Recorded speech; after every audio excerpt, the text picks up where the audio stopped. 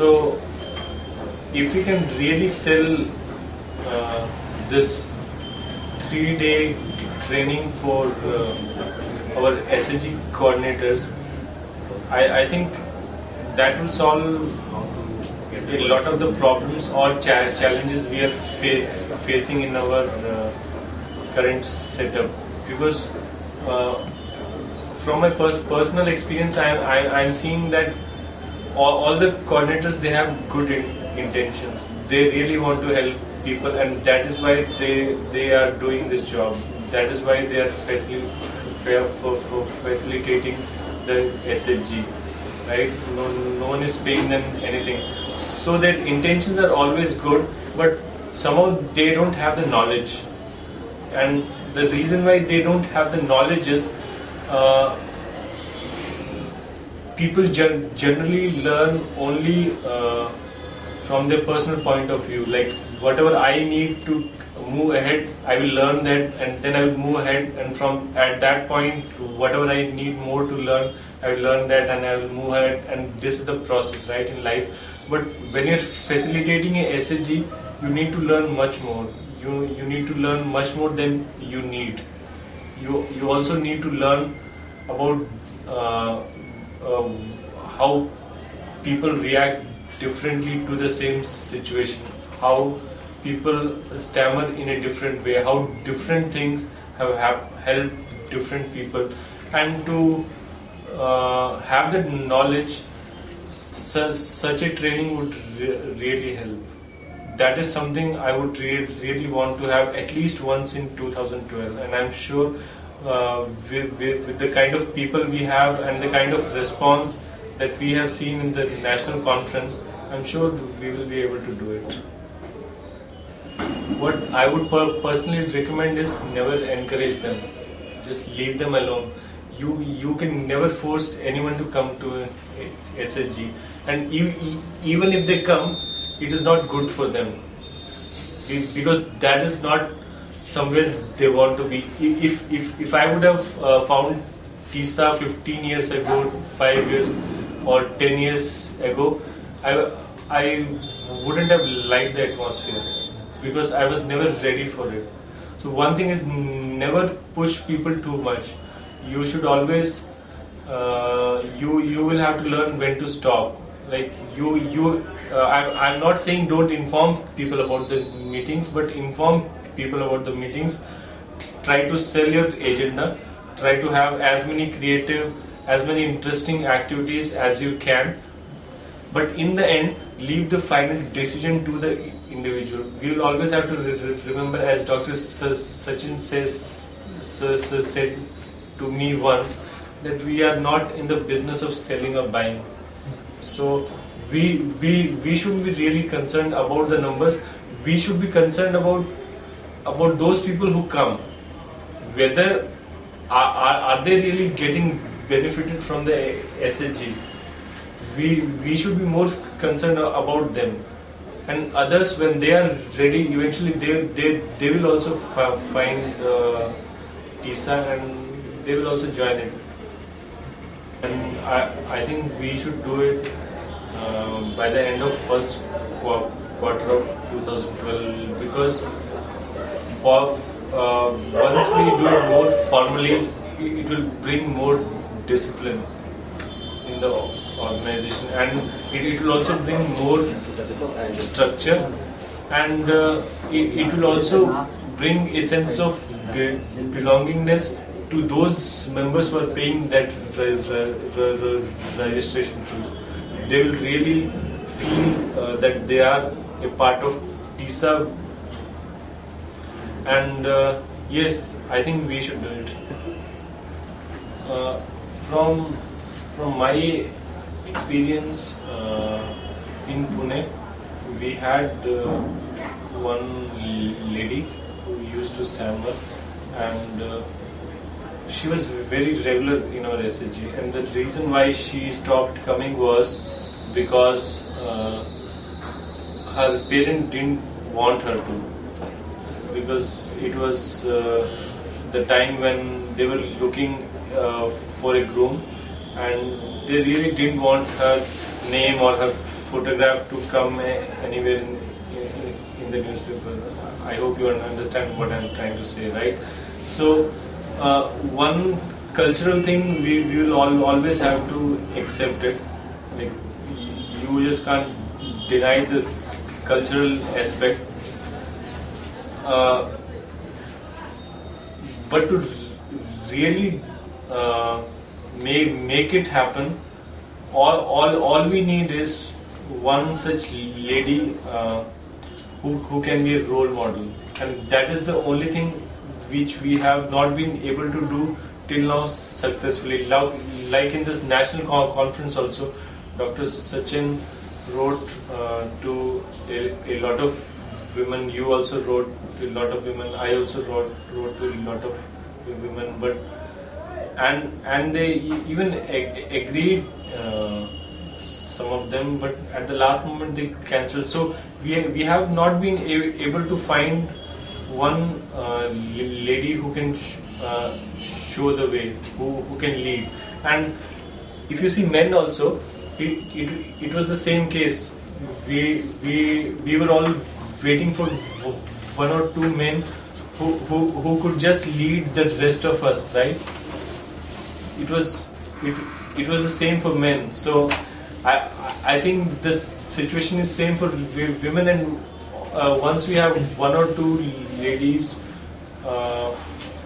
who are pretty open about their stammer, who are willing to have their pictures on our blog or stammer.in, who are willing to interact with the local media, who are willing to go to a radio station and talk about stammering, others will see that yes, this makes sense and I should also do it.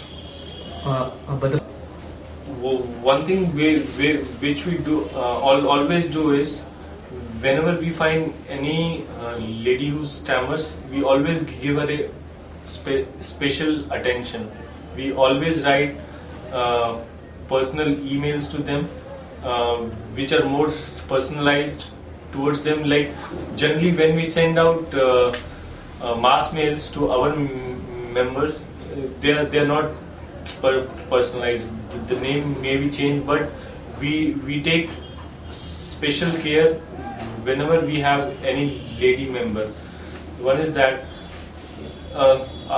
Other which I talked earlier also, like if we can train our coordinators, because I have been to some groups and a lady would really seem very would feel very uncomfortable, sometimes maybe due to the kind of jokes being cracked and such things, right? So if we can really sensitize our SHG coordinators by those 3-day trainings which I mentioned earlier, if we can do that. Other than that, I think it's time that we start exploiting the regular media like newspaper and television and radio. Because it may also happen that a lot of women are not really aware about TISA. Samvad, I think as we were discussing sometime earlier also, I think now is the time we bring formal, we make our memberships more formal, and we bring out Samvad in a printed form, in a hard copy form, and we send it over to our registered members. And once it's out in open, I think more people will be able to read it. It could be their parents, it could be their family members, other family members. It could be their friends. It could be the postman, right? It could be their neighbor who may just be spying on them. So like anyone, more people will get a chance to read Samvad, right? So this is something I think we should do. we should make our memberships more formal, and we should charge a fees so that we can afford the printing and the postal costs, and we should send these copies by post. That very good point, Dhruv. And this is something which we will have to do eventually, either sooner or later. Someday we will have to do it, because as you said, if people keep doing the same things again and again, and they're coming to the same workshop, same activities, then they won't grow. Eventually, we will have to make different levels in our communication workshops, and progressively each level will be more harder than the previous one, right? So this is something which we will have to do, and this is something which we are planning, but we have not been able to yet finalize on a model. But to compensate for that, sometimes when we have two facilitators, what we do is we divide people into two groups. So one group of newcomers and one group of people who have been part of communication workshops for a long time. So this is something which we are doing presently, but yes, we will have to do it in a more formal way. So we will have to be more creative with our workshops. We will have to invent. We will have to find more challenges. We'll have to find out more activities, and we'll have to find more volunteers. And I think we need to start a discussion about this on TISA blog or our website as well, so that we get the feedback from our members. Like what kind of activities would they like, and we can also ask members who have experience with other organizations, like people who are part of Toastmasters, right?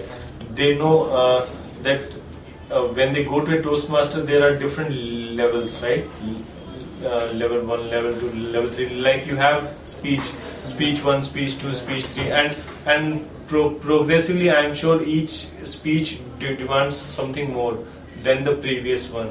So we can ask help from such members, and very soon maybe yes, we can do it. Yeah, in more formal way. And one more question. This is something which we are trying right from the start, right from our first communication workshop, right from the first SHG which I started in Pune. We are continuously trying to talk with SLPs, but somehow SLPs, most of them, they still see us as their competitors.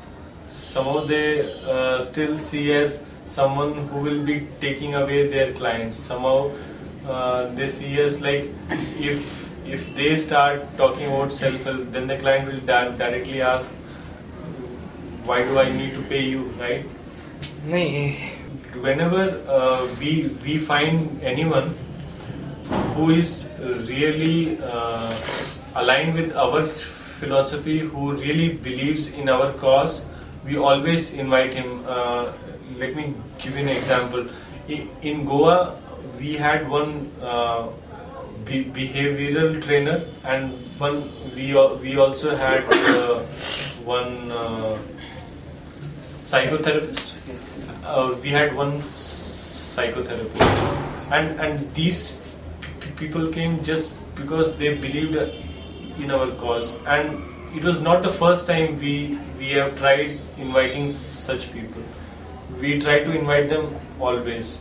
Whenever we have any workshop, we always try to invite people with different perspective, different professional set of skills. We always try to invite them, but somehow still we face this challenge that people don't take self-help really seriously.